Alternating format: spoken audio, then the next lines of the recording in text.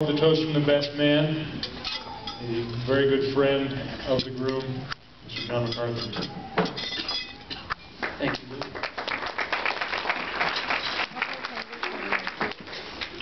Definitely tough to follow up father, but try to do my best. First of all, I'd like to thank Mr. and Mrs. Holman for throwing together such a wonderful wedding. We're having a great time. And Mr. and Mrs. Borgerding and everyone who helped at the Mass today. The choir was wonderful. The servers all did an excellent job.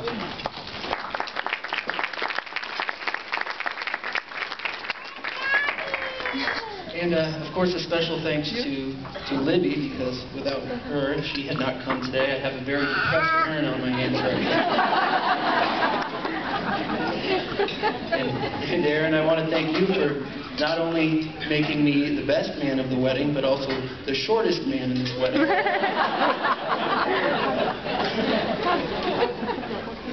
As I was throwing together thoughts of what I'd say here today, I was reminded of the words of a great philosopher, Yogi Berra.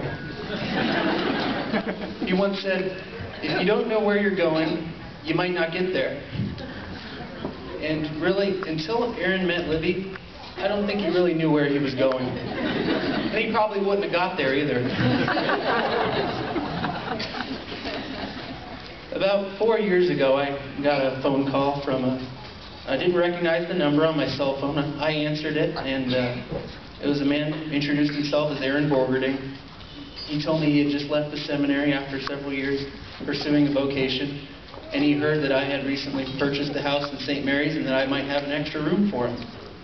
So I was single at the time. Sure enough, I had an extra room for him. I said, sure, I mean, what could be a better tenant? A guy who spent the last few years in the seminary. So I was glad to let Aaron stay with me while he got his feet in the, back on the ground, used to civilian life. And I helped him, move furniture in, and we had a lot of good times. We'd hang out. But eventually he moved out and got his own place, and I got married. And then after my wife and I had been married several months, Aaron came to me and said, I'm considering a career change, and I was wondering if maybe I could stay with you guys for a few months. My wife and I said, it would be nice to have Aaron around. Sure, he's welcome to stay with us. And so it was at that point that Aaron really became part of our family. He would eat with us, and then we'd chat in the evenings, and he would help out with dishes. He was a good guy to have around. And he was a really big help when he was home waiting for us when we brought our daughter home from the hospital. She was the little angel who made her presence known at the beginning of Father Burke's talk. Those early days in Audrey's life were quite an experience for me and Aaron alike. We went through quite a bit together, changing of those diapers and all the fun stuff. So it's just really, Libby, you must be such a special woman, and I know you are, because Aaron at our place has heard our kids scream through the middle of the night. He knows what little terrors they can be, but he still is looking forward to having a family with you. But after Audrey was a few months, Aaron ended up pursuing a job in another state. We missed him a lot, it was sad seeing him off. But then it ended up not working out long term, so he came back to St. Mary's. And again, you're always welcome here, Aaron, so he moved back in with us. In time for us to bring our second child.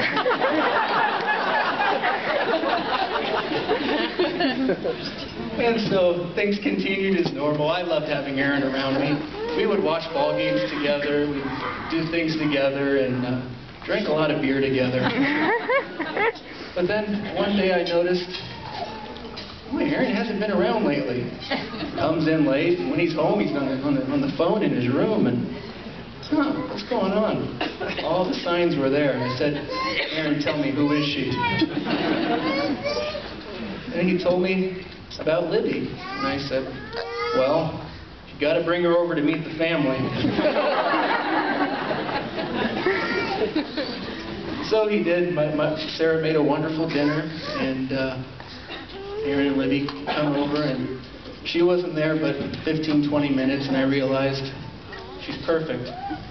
My drinking buddy's gone. She's pretty, she's kind, she's tall. They both have similar backgrounds, having the military background in both of their families, having both pursued vocations in the state of Minnesota, oddly enough.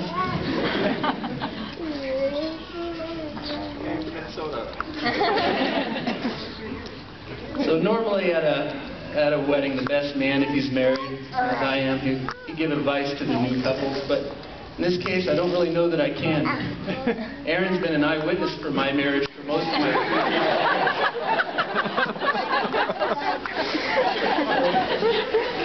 I like to think that through the last few years, he's been keeping mental notes of, that might be a good idea to imitate, but he's probably got a whole laundry list of times when it's not good to be like John.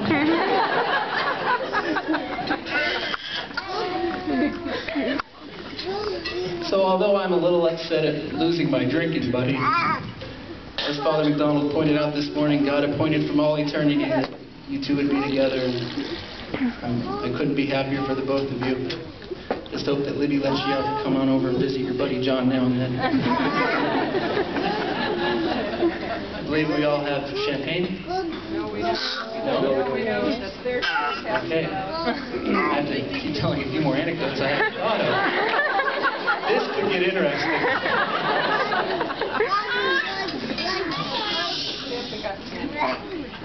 I kind of wish I would have been approached about the pictures, because I've got some real good ones. But he probably knew I have some really good ones.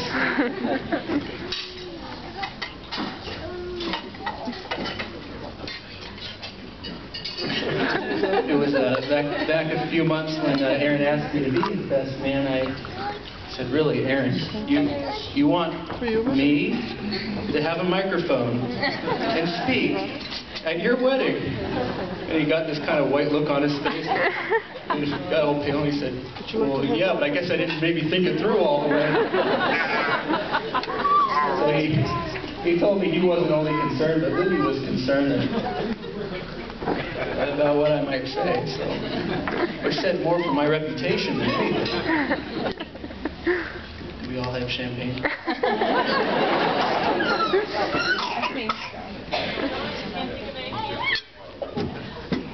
One thing Aaron and I always loved to do was pick on his sister Teresa. I always said, I'm the big brother that Teresa never wanted. One thing that used to drive not only my wife nuts, but Teresa as well, was Aaron and I loved to do accents. Bring on whether a French accent or what we feel like doing at the time. And we'd answer the house phone that way.